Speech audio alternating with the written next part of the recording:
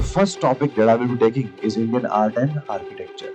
All of you know that this temple belongs to Pallava dynasty. Plus, this is an architecture which is of Dravidian form. This temple has 3 shrines. 2 shrines belongs to Lord Shiva and 1 it belongs to Lord Vishnu. So these are some of the few facts which you are required to remember. Probably the PPT will also be shared with all of you so that you can have last time revision exercise also with respect to this.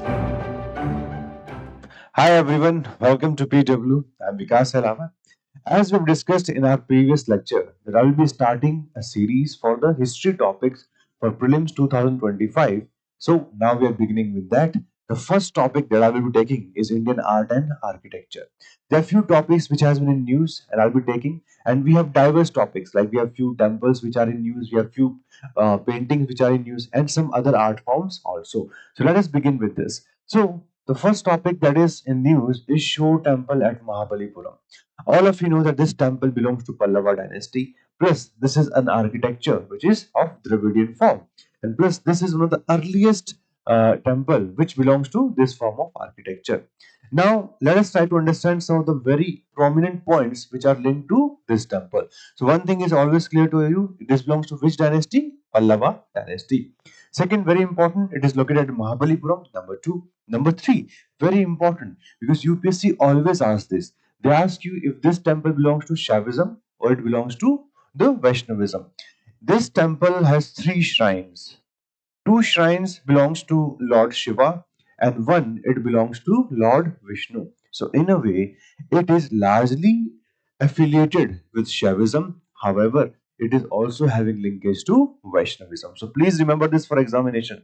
Next, who was the person responsible for its construction? So Narasimha Varman II, who is also famously known as Rajasimha. Okay, and which dynasty from South India? Pallava. Now, many people tell us about that this was not just single pagoda or not just a single temple. There were other pieces of architecture also here. And one such person's name is Marco Polo. Marco Polo visited India in 13th century and he told us that there were not one. How many pagodas were there? 7 pagodas were there. So probably the rest of them they got destroyed because of any factor which would have been responsible. It could be natural, it could be man-made also. Alright. If you see the construction of this architecture, so it is made with blocks of granite and employing a Dravidian style of temple architecture. I hope all of you understand the meaning of Dravidian style of temple architecture. Dravidian style of temple architecture means they're freestanding temples. They're directly made on the earth.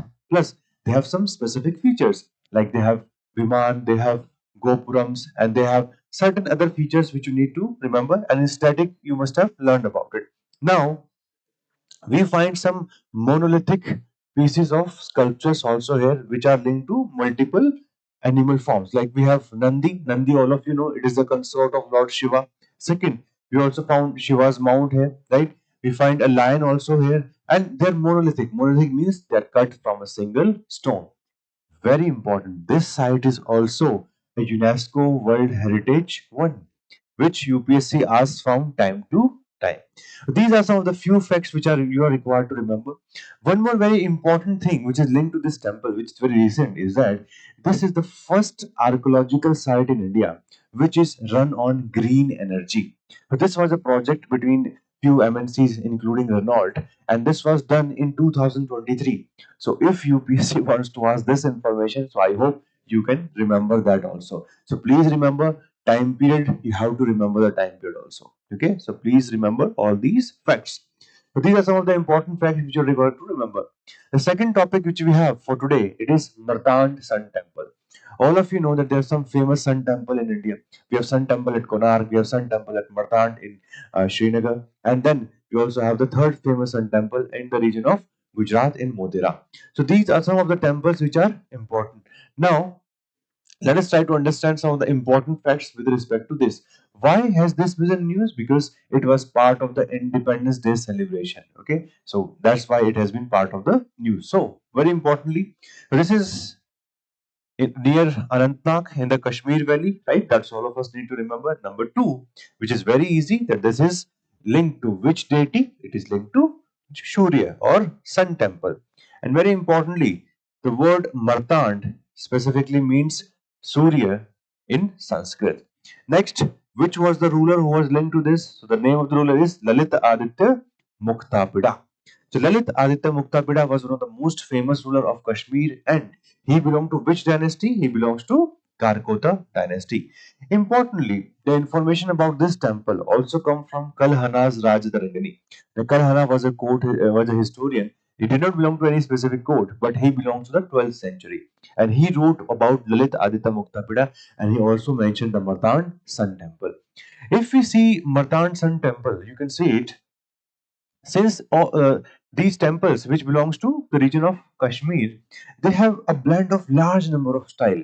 They are mostly along the trade route, so that's why lots of influences can be seen, and these are not typical Nagara style of temple architecture temples. So that's why what you need to remember in this case is that lots of styles have been blended here, like we see some elements of Gupta style, Chinese, Gandhara, Roman, as well as Greek form of architecture. So different forms of architecture are blended in a single one, and that's the uniqueness of Martand Sun Temple. Currently, this temple is not standing as it used to. Many parts of this has got destroyed over a period of time. And one person who is specifically considered responsible for the destruction of this site is this person known as Sikandar Shah Miri. Now, Shah Miri dynasty was the first Muslim dynasty which started ruling over the Kashmir. And Sikandar Shah, he was a person who was more of a bygone. He didn't like the ideas of the Hindus. He didn't like the idol worship. So that's why he is often considered linked with the process of demolition of temple in this region. And he was also the person responsible for the mass exodus of Kashmiri Pandits. Okay, so please remember the name of Sikandar Shah. After Sikandar Shah, we see one of the prominent ruler, okay, who came into the being, who is also known as Budh Shah, right? And from 1420 till 1470, he controlled that region of Kashmir, and he reversed many of the policies of Sikandar Shah. So please remember, Budh Shah was probably a more prominent personality with respect to the broad-mindedness, and he also is considered as one of the forerunner of Akbar. Same kind of policies were also pursued by Akbar later on. So anyway, these are some of the important piece of information which you can remember. And UPSC has asked in previous year questions which of the following are sun temples. So please remember about Martand. Okay, Arshavali also is a very famous sun temple. So lots of sun temples are there in India, and the most prominent one are these three which we have discussed.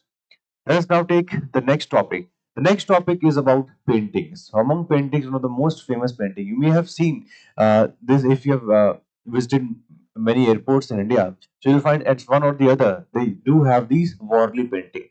Now let us try to understand about Warli painting. So Warli painting, if we talk about this, this is a prominent tribal form of painting which is famous in the region of Maharashtra and even in some of the tribal areas of the Gujarat region also. So why is this coming into the news? Because recently Marshe family. So this is one of the family which is responsible for the preservation of this art, and they did an exhibition in Delhi. That's why this has been in the news. Now, even more importantly, what are the important pointers which you need to remember for the exam? So, number one, as we have to understand, the tribal community, it belonged to which state? Maharashtra largely. That's number one. Some people say that this art form is as early as belonging to 10th century AD. It's not completely confirmed, but these are some of the points you need to remember. Then, who perform this art or who practice this art specifically? So it is women, right, who are linked to this. The methods which are utilized for the creation of this art form is specifically need to be remembered. Like number one, layers of cow dung, they are used to form the canvas on which then the painting is done. That's number one. Number two, bamboo sticks, okay, paint brushes are created in order to draw the lines. Number three, they use rudimentary structures like largely they use triangles and circles. Okay, so like if we see in this painting also, okay, so you can see here the use of triangles. Triangles are being utilized, circles are being utilized. So very basic forms are being utilized to create these paintings, and that's why you have to remember this. All right. So please remember that triangles, square, circles, they are being utilized for the creation of paintings. And more importantly, In the middle, they create a structure which is known as chalk or chalk hut, and around them they create the various paintings, right? Plus, if we see the themes, so normal tribal themes, they are the prominent one, right? Themes which is with respect to farming, thing with respect to animal husbandry, celebration of festivals. So these are the themes which we find in the Warli art, along with hunting as well as fishing. All right, and these are the things which you need to remember. We already discussed about the Warli tribe. Warli tribe largely is in the region of Gujarat and Maharashtra, and they speak a language which is unwritten, which is not having a script, and this belongs probably to the Indo-Aryan group. So these are some of the prominent facts about the Warli group, the Warli tribe, and the Warli art, and they believe mostly in animism. Okay, so they have this reverence towards the animals plus natural spirit as well as ancestors. So these are some of the important elements of their religious worship. So please remember about Warli paintings. It has been in use from last 5 to 7 years, and UPSC has not asked a question on this. So it is an expected topic from where you can see a question can be framed by UPSC. Next is Bela printing. Okay, so this has also been in news.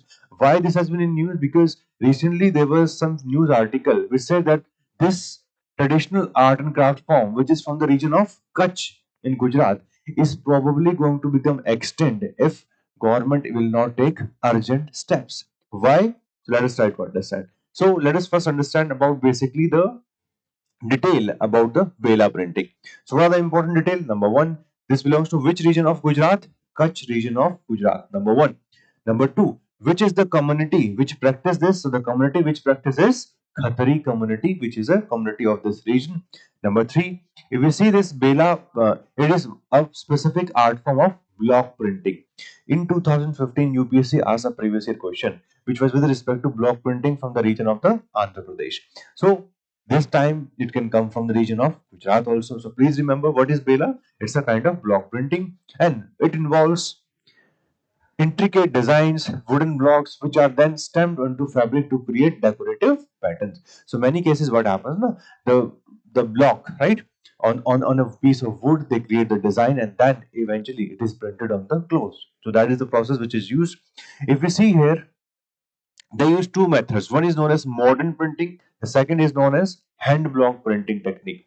In the modern printing, what they do, they use the metal salts like alum. They use it, and that becomes a kind of a in-between thing. And that's why it is also known as resist printing or block printing.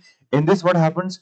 The metal salts or the moderns, they are used to create patterns on the fabric. All right.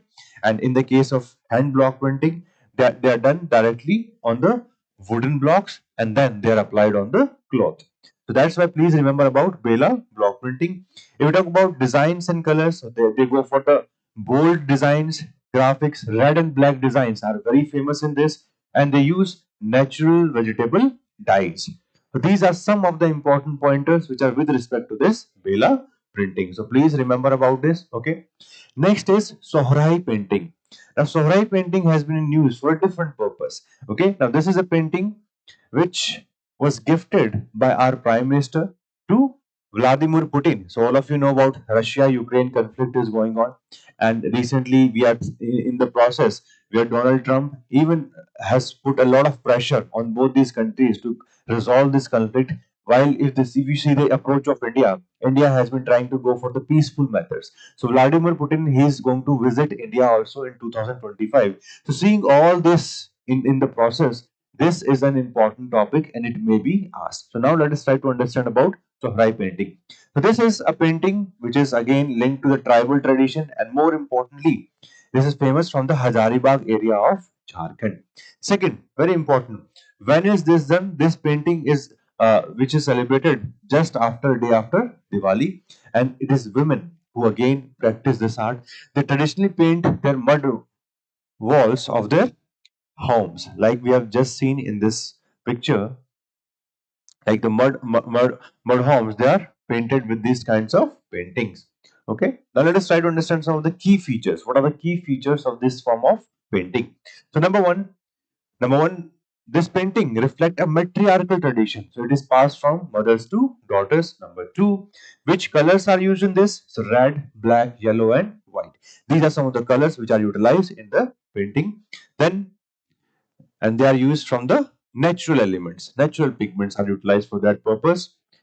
Chewing twigs are used as paint brushes. Okay, cloth rags are used to apply the base coat. And a depiction of nature, that's the most important thing in this art form. Depiction of nature. Along with this, matriarchy, all of you need to understand, with the decision making is done by the women. So matriarchal societies. Indus Valley symbols, some of the Indus Valley symbols are also very similar to them, and abstract with no specific significance are also common in this form of painting. So, diverse themes can be seen in the Sohrai painting. Please remember the area it belongs to. What are the key features of this? Because if you want to score maximum in prelims, you have to know your agenda, you have to know your objective. Once you know the objective, automatically you can remember the detail. Because many students come and tell me, "Sir, I'm not able to remember the detail." You will remember the detail if you know that this can bring marks. So always focus on the objective. Objective is very important. And in the future, once you will become the IAS officer, once you will be in the administrative capacity, you can take many decisions to preserve these kinds of art forms. So that also, once you know about them in the future, there could be a very big objective other than the examination. All right. So please care about them. So Mohiniyattam, this has also been in news. All of you know that this is one of the major classical dance form which is mentioned in Natya Shastra, and it's a part of the Indian tradition. Which state? Kerala. Why is this has been in news? Because normally Mohiniyattam, its practice and the dance is only done by female. So why this has been news? Because Kerala Kala Mandalam, it's a university which recently said that now anybody can learn Mohiniyattam, and we will not limit this just to women. So this has been allowed even to the men. What are the important things which are linked to this? The word Mohiniyattam comes from the word Mohini, which is a female incarnation of Lord Vishnu. Now there is a mythological story that some of the demons, they were able to get nectar, right? By drinking which they could have become effectively, they could not be killed or they would not die because of that. As a result of this, Lord Vishnu, he took the form of Mohini, and he used multiple methods in order to get back that nectar so that that can remain with the gods. So this is the mythological story behind the creation of Mohiniyattam. Its roots date back to the age-old Sanskrit text, which all of us understand. The most important text is Natya Shastra. Again, Mohiniyattam is an Indian classical dance, which all of you understand. And from which state? It is from Kerala. Then it used to be performed by Devdasis, right? These were the girls who used to live in the temples and they used to perform art, and they were linked to the Chera dynasties of the early medieval times. Performance, it's a solo dance, and who performed this? Female artists, right? Female artists do this. If you see, this is the in this dance form that the major focus it is on lasya. Lasya are the feminine features of a dance, while tandav are the masculine features. So in this case, the focus is on lasha, the graceful movements, right? And if we see the attire or the costumes, they are very basic level, right? So they wear traditional sari, which is with the gold laced brocades. Gestures, if we see, so hand gestures and facial gestures, they are the most important one in this case, all right? And musical instruments which are used in this case includes mridangam, Madalam, Ladka, Veena, flute, all these are the musical instruments which are used. How UPSC form questions, you need to understand. What they will do, they will first ask that this dance form belongs to which state. So you have to remember that. Second, which are the musical instruments which are accompanied with this form of dance. That also you should know. Number three, they can ask specifically that to whom deity this dance form is linked to. So please remember 4 to 5 features. And as we have just discussed, that Kerala Kala Mandalam has allowed, now everybody could learn this dance form. And it will not remain limited to the females. And previously, like till this time, largely it is performed by the females. Next topic which has been used is Gotipua dance. So Gotipua dance, this is a very famous dance tradition from the region of Odisha. These are the adolescent boys who used to dress like girls, okay, in order to perform the stories linked to Radha and Krishna. So this is a very prominent form known as Gotipua dance. In the Odissi language, Gotipua means one boy. Okay, ek ladka. So one boy. So effectively, this is often linked as a dance form which eventually helped in the evolution of Odissi classical dance form also. Why this has been in news? Because these people are now not finding too much of patronage, and they are not able to sustain themselves. So that's why they need some kind of hand holding. Let us broadly understand about this. So this belongs mostly to 16th century, okay, and it's a precursor to the classical Odissi dance. Number two, these people who are known as Gotipua, or these people who participate in this dance form, they come from a specific village known as Raghurajpur. So from Raghurajpur, they come from there. Next, key features of this dance. So these boys are trained in singing, dancing, yoga, and acrobatics in these gurukuls or the akhadas. Number two, they dress as girls to perform at festivals, religious ceremonies. Number three, the dance incorporates acrobatic yogic movement inspired by the lives of Radha and Krishna. So, Vaishnavism remains very strongly linked to this Gotipua dance form. More importantly, they also praise Lord Jagannath, which is very famous in the region of Odisha. All of you know about this. If you see the costumes, so these people they wear bright blouse, they also wear embroidered silk clothes. Okay, it includes Vandana, like in the beginning, there's a Vandana, there's a kind of invocation of the god, right? Then Abhinay is there, some form of Abhinay is there. And third, they also have this Bhajanrita, means the rhythmic postures are also utilized. Next, lots of musical instruments are linked to this, which includes Mardal, which includes Guinea, which includes harmonium, violin, bansuri. These are some of the musical instruments which are linked to this Gotipua dance form. So please remember the general features of this Gotipua dance form also. Next topic that we have is Theyyam. So this has also been in use. Now this is a very prominent kind of a ritual dance form which we see from the region of Kerala. In Kerala, it is very famous. So these artists performed in the Bhagwati temple in the region of Kerala in the Kannauр district. Some of the important forms, some of the important features which are linked to this. So please try to understand it is what kind of a form, what kind of a dance, ritualistic, and it is done at local temples or at groves. Okay, and this is mostly done in the region of North Kerala and in some parts of Karnataka. Second, very important, similar kind of practice we find in Karnataka, and there it is known as Bhoot Kola. Okay, there it is known as Bhoot Kola. Plus, it incorporates multiple things. It includes dance. Mime means where you are silently trying to tell a story with the help of your expression. That is known as mime. Music is also utilized to worship heroes, deities, and the spirits of ancestors. Themes like Vaishnavism, Shaktivism, and Shaivism. So all three, okay, Vaishnavism, Shaktism, as well as Shaivism, it belongs to all three. This is a very important piece of information because in general in the statement of prelims, this is often asked. Next, very importantly, it is performed mainly by males except a specific form which is known as Devakuthu Theyyam, and only in that it is performed by the women. So in general, this form is dominated by men. So please remember these some of the general facts about this art form. It could be asked in the examination.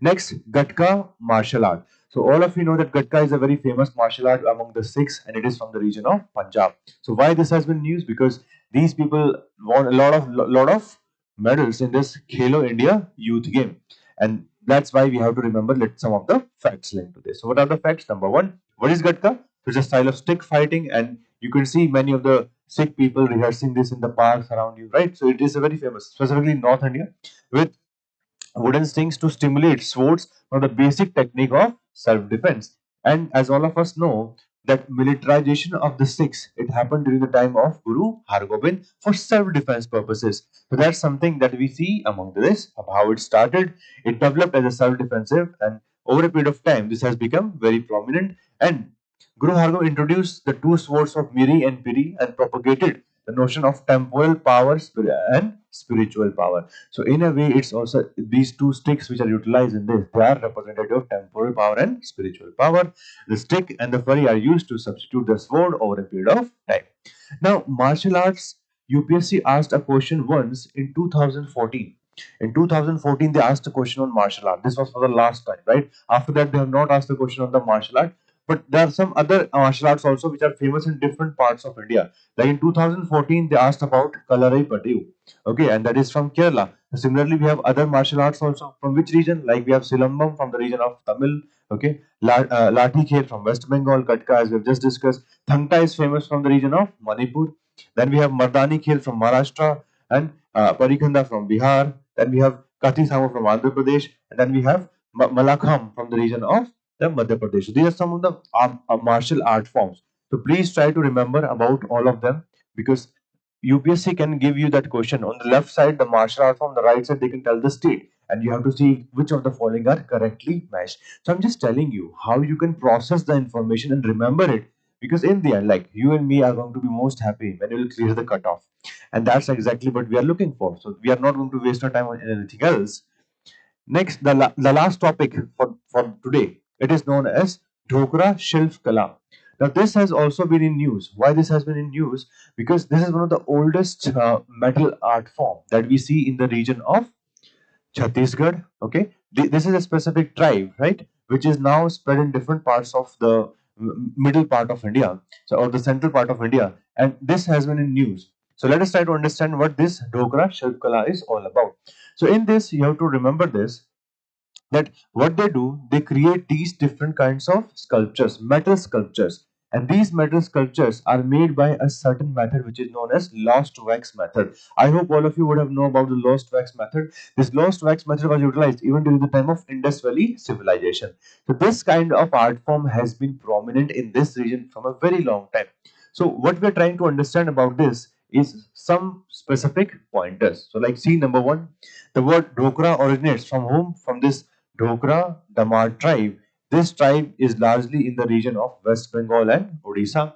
Over a period of time, they settled in multiple like MP, Chhattisgarh, Jharkhand, Andhra Pradesh. There also, this craft is now widely practiced. So this is not limited to any one state. Multiple states are contributing to this art form. And this is a form of ancient bell metal craft practiced by the tribes of central India. More importantly, we see like tribes like Mal, Malar, they are from West Bengal, Ghora, Gond, they are from the Chhattisgarh, Gantras, etc., they are from Odisha, and Voj from Telangana. If you see the technique is basic, that is the lost wax method, that is also known as the seed paju. Okay, and the method combines metallurgical skill with the wax technique with the using of the alloy mixture of zinc, brass, as well as nickel. And in general, they use these for one time, so that's why they are not having any kind of joints in this art form. All right, next characteristics, if we see, okay, so what do they do? Their items contain a clay core within the metal casting. Products are very importantly handmade with an individualistic and fine finish. Very important information about this art form. No two pieces are similar, because for every time, for making every specific piece of art, they make a different cast for that. So no two pieces are identical in shape, size, making replicas nearly impossible. So that's a very important feature of this art form, which you need to remember for the examination. All right, and what do they produce? They produce the figures of Hindu deities, tribal figurine, animal motif, animal tribal jewelry, and some of the art forms of this overall have also got geographical indication. So if we try to remember, Adilabad Dhokra metalcraft has got the GI tag. Bengal Dhokra from West Bengal has also got a GI tag. So what does that tell us? That this art form is very prominent, and if we preserve this, this is not only just about economics, this is also about the cultural. Yes, it's about the emotions of these people. So with respect to administration, they should take lots of steps in order to supervise, in order to increase the market creation for these kinds of art form. And you, all of you also who are preparing for civil services, this is a humble request that in the future you should always try to take care of those people who need the help from you. All right, so these are some of the things which are important in this topic of art and architecture. I'll be taking more videos on these themes, specifically like UNESCO World Heritage Sites, right? And those are different types of list of UNESCO, which are the most important one for the prelims examination. I will also be taking a specific lecture on the important personalities from history, from ancient, medieval, as well as the modern India, which have been in news from last 1 to 1.5 years. So lots of important videos are going to come in this 30-day 30 topic series. I would request all of you, please go through this content, okay? And probably the PPT will also be shared with all of you so that you can have last time revision exercise also with respect to this, and this can effectively come in the examination. This was the first part of this video of 30-day 30 topics with respect to the current affairs from history prelims. I would like all of you to please remember these facts and Thank you very much for watching till the end, and I'll see you in the coming videos in which I will give you more information about the other prominent topics, and you can rely on this for prelims 2025. Thank you so much.